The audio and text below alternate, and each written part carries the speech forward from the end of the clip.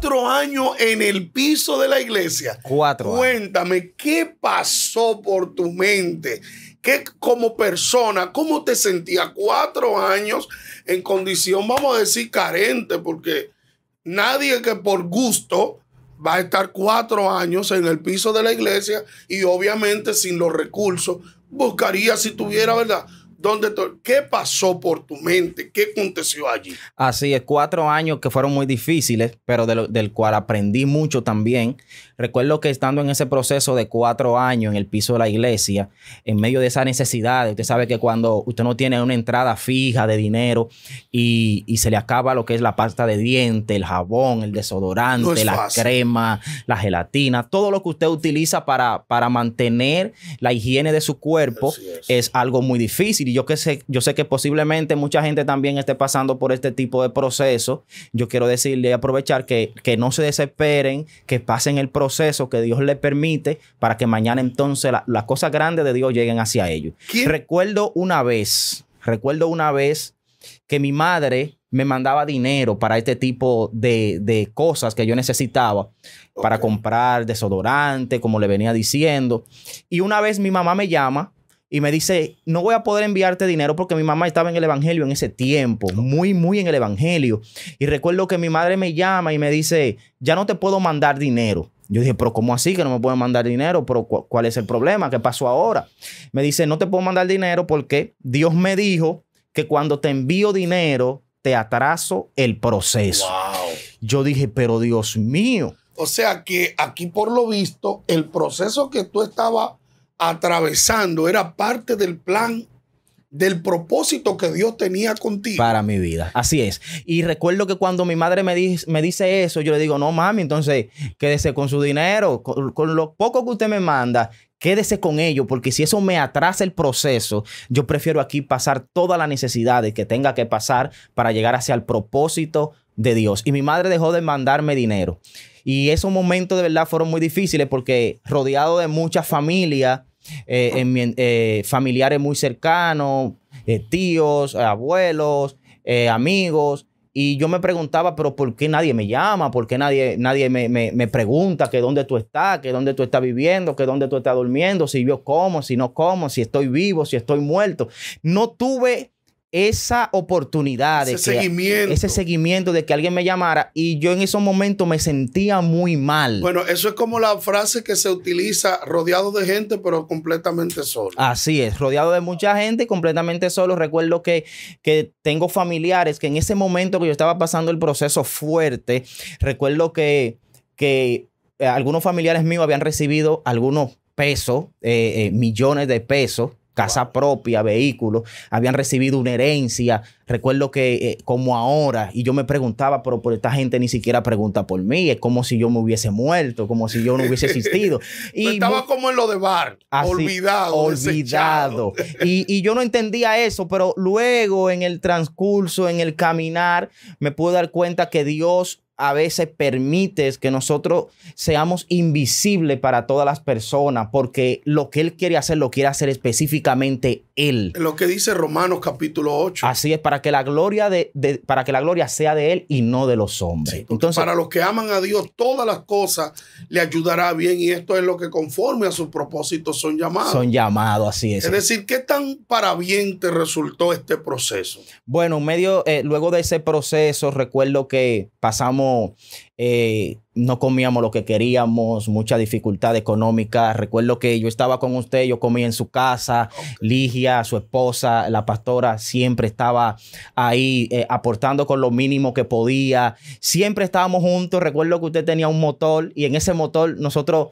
agarramos mucho sol, porque eso era para arriba y para abajo, buscando cómo llevar el moro a la casa, buscando cómo llevar la comida.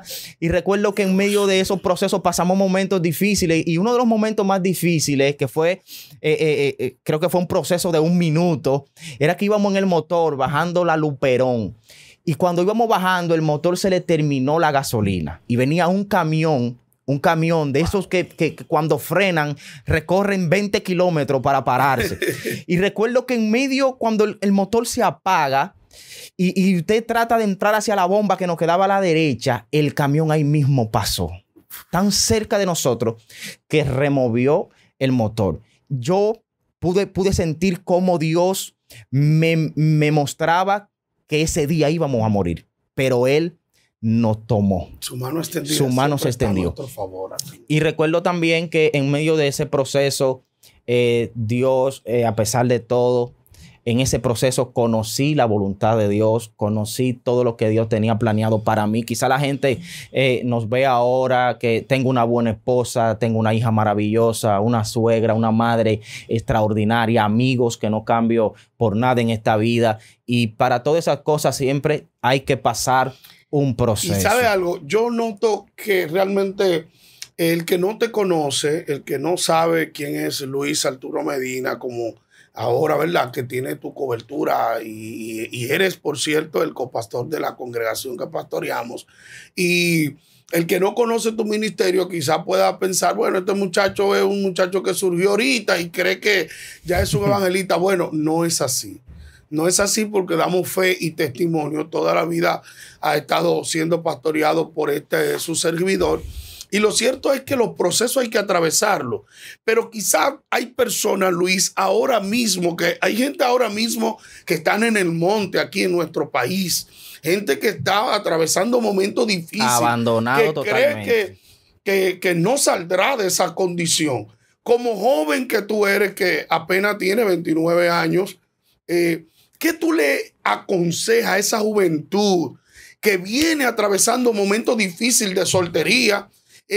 En medio de tu soltería, ¿cuáles fueron los momentos más deprimentes para ti? ¿Qué tú le aconsejas a esos jóvenes que van surgiendo ahora, verdad?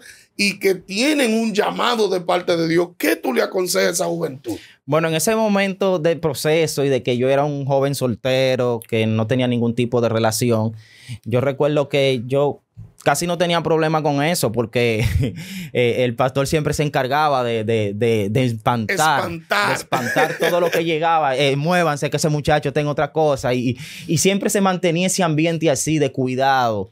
Pero es difícil estar solo.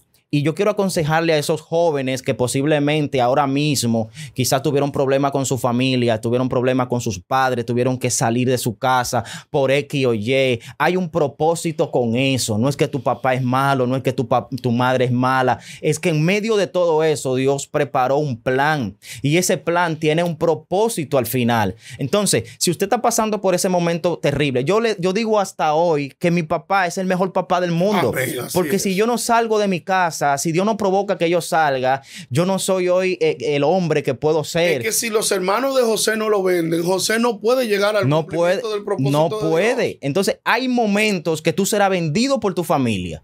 Hay momentos que tú serás abandonado por tu familia. Y aún eso es para preservar tu vida. Amén. Es para preservar el propósito de Dios. Yo te aconsejo hoy, confía en Dios, no te detenga. Avanza, sigue caminando, no permita que el proceso te haga perder de vista la presencia, el amor que Dios tiene para contigo. Así es que hoy, de una manera muy especial, cerramos este tiempo exhortándole a esa juventud.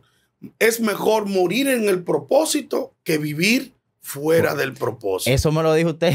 Eso me lo dijo él en medio del proceso. En medio de ese proceso me dijo esa palabra. Esa palabra nos llenó mucho, sí, porque preferimos morir ahí que vivir fuera del propósito de Dios. Así es que, Luis, última recomendación para la juventud. Quiero que ores por los jóvenes de nuestro país. Vamos a orar. Porque creo que Dios te llamó con un propósito muy especial, sobre todo para afectar nuestra juventud a nivel nacional.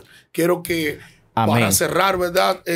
Ore por esta juventud y le dé un consejo final. Amén. Oremos con fe, oremos siempre enfocado en Él. No le echemos la culpa a nadie de las cosas que nos pasan. Entendamos que hay un propósito en todo lo que ocurre. Si tú estás ahí en la pantalla ahora mismo, si llegaste hasta el final, extiende tu mano, levanta tu mano y ora conmigo. Padre, en el nombre de Jesús, sí, Señor, yo oro por la persona que está viendo este video en este momento. Te pido, Señor, que su vida, que su corazón sea resguardado por tu presencia, que puedan entender, que puedan saber que todo lo que le ocurre, que todo lo que le pasa, Señor, hay un propósito, hay una historia trazada acerca de ellos. Te pido en el nombre de Jesús que ellos puedan ser hombre de bien, mujer de bien, y que mañana, a través de ese proceso, puedan ver tu grandeza y puedan ver tus milagros. En el nombre de Jesús. Gracias por estar con nosotros. Esto es Primero Dios. Así es que no olviden suscribirse a esta tan importante plataforma, Primero Dios. Activa la campanita, comparte, déjanos un comentario, que nosotros queremos serte de gran bendición a ti, a toda tu familia y a todos los que puedan escucharnos. Dios te bendiga. Feliz resto del día. Amén. Shalom. Bendiciones.